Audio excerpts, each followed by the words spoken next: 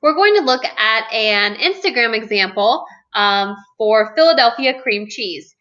They ran a campaign that targeted 25 to 40-year-old females who were prone to throw a party. And so what they did was they created images using their product showing what you can do with cream cheese during your parties. So kind of their whole theme was, it's no longer just for bagels. There's lots you can do with this product. And they really wanted to see an increase in product purchases after they were able to inform people of all of the different combinations and events you can use cream cheese at. And so what they found in the time after the campaign was that there was an 8% lift in message association and an 8-point lift in purchase intent. And what they also saw was a 41% sales increase during the time period after the campaign compared to the same time period the year before. So a huge increase in sales for Philadelphia cream cheese, and a very successful example of how you can use images on Instagram to target a very specific audience to increase purchases of your product. We're going to talk about our last social networking platform from a paid advertising perspective, which is Snapchat. Now, there are no Linda videos for Snapchat ads, so you get to listen to me for this piece of the lecture. But we're going to talk about all of the different opportunities available on Snapchat, and we're going to go through a few examples of how Snapchat's been used by brands. Not a lot of case studies have been written yet because Snapchat advertising hasn't been around that long. In November 2014, Snapchat actually worked with Samsung to create what they called then a sponsored story. And so if you remember from our conversation on organic Snapchat advertising, anyone can create a story, and a story is a timeline of collected snaps that remain available to all of your followers for a 24-hour period.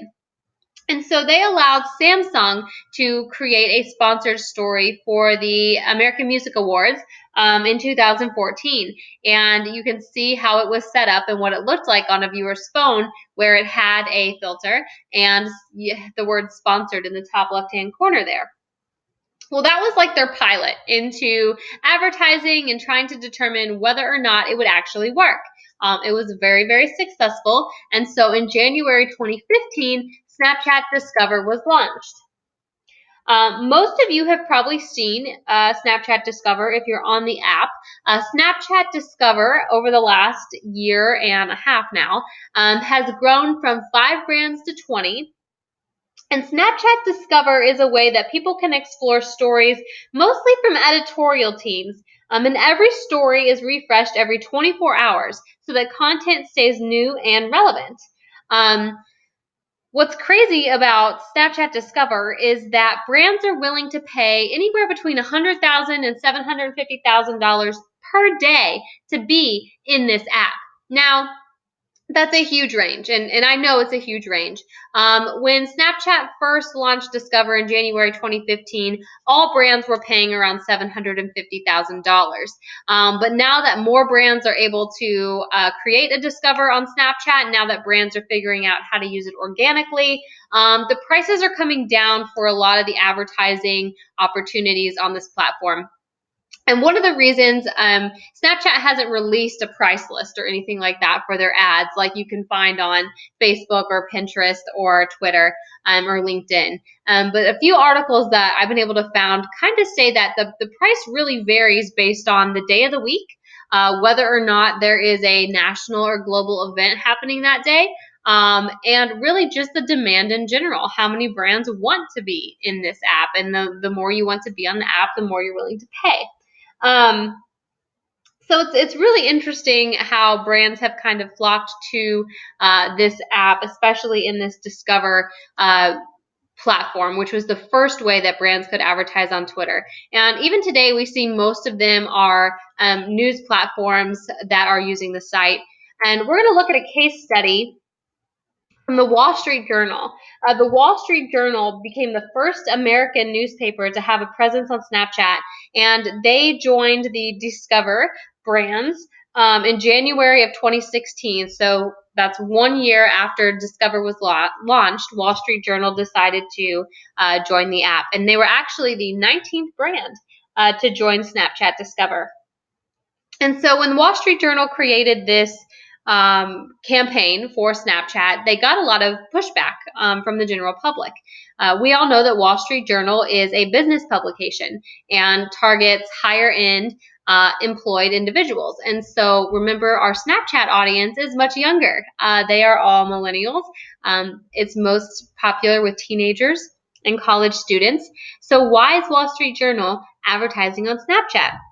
And why are they spending all this money and putting forth all these resources? Wall Street Journal developed 5 original Discover stories every week, and they still do. And each of their Discover stories contains 8 unique snaps. The Wall Street Journal has 5 employees on their Snapchat team dedicated solely to creating and producing content for the Discover stories. Why would they do that? Well, a marketing executive from Wall Street Journal answered that question in an article, and she talked about how there's over 100 million millennials using the platform every day, and how in 5 years, a lot of these millennials will be entrepreneurs and CEOs, and in 5 years, they will subscribe to the Wall Street Journal. And so she talked about how they're not advertising to sell a paper tomorrow. They're advertising to keep their business sustainable for the future, which is a very interesting use of this platform.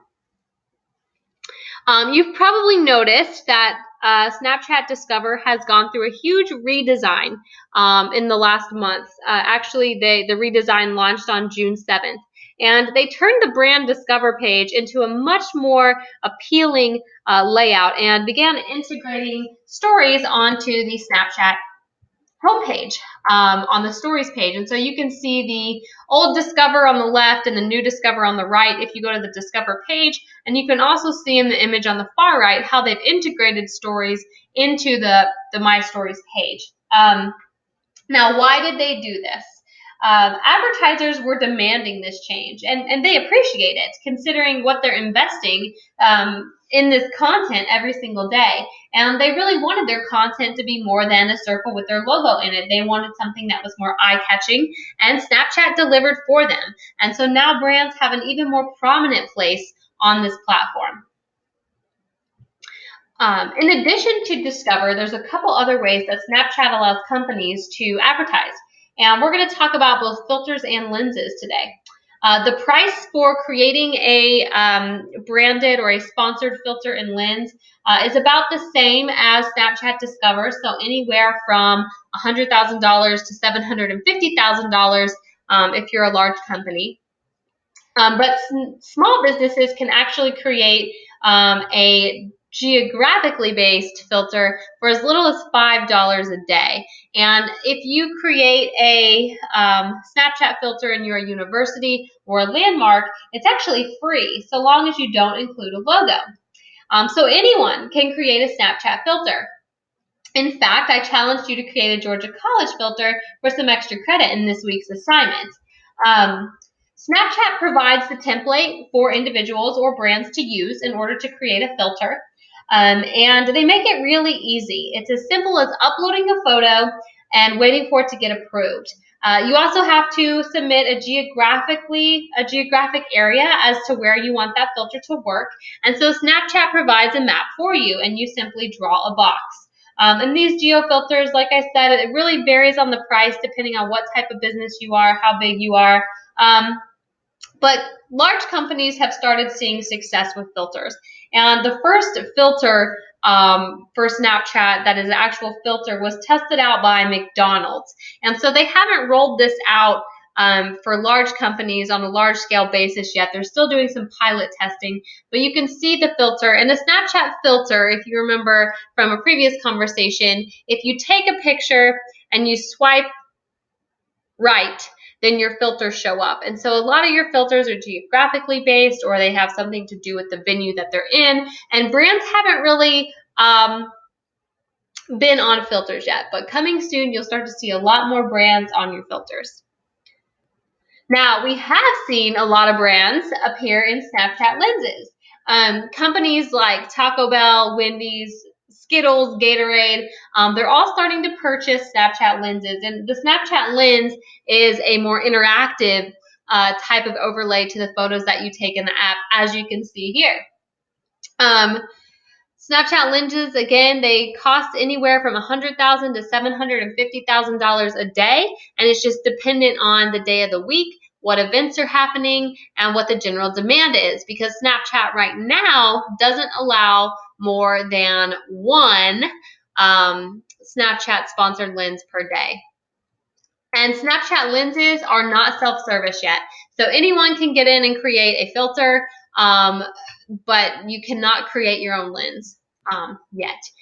So I found an interesting case study on the Taco Bell app, and you might remember the Taco Bell one was just in May of this year. But the Taco Bell Snapchat lens was played 224 million times that day. And it engaged users for an average of 24 seconds. And so if you were using this Taco Bell lens, you played with it for 24 seconds before you sent it off to your friends. So that's a huge level of engagement for Taco Bell through this platform.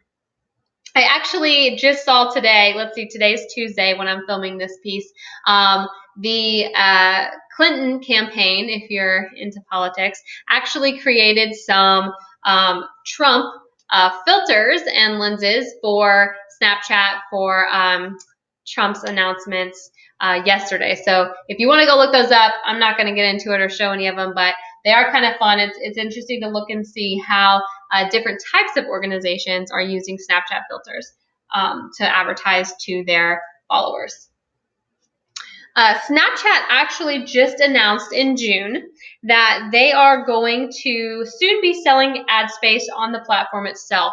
And so ads are going to start appearing between the stories that are viewed by users.